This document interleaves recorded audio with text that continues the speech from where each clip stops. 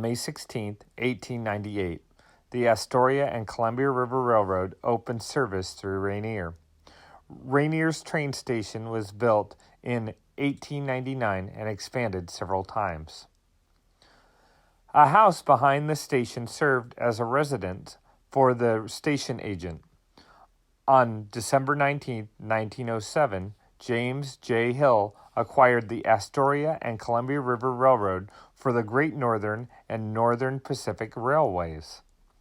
Operation continued under the Astoria and Columbia River name until February 24, 1911, when it became the Astoria Division of the Spokane, Portland, and Seattle Railway.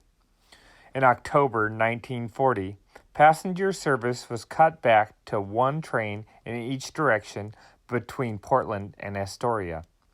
On June 5, 1949, Rainier's last station agent, J.E. Maddox, received an order to close the station on June 14th.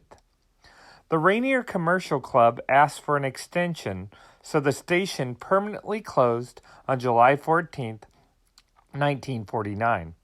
The station's closing ended ticket sales, handling of telegrams, and Railway Express agency service in Rainier.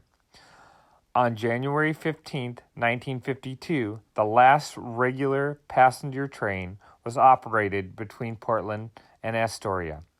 Demolition of the Rainier train station started in November of 1957 and finished in February of 1958.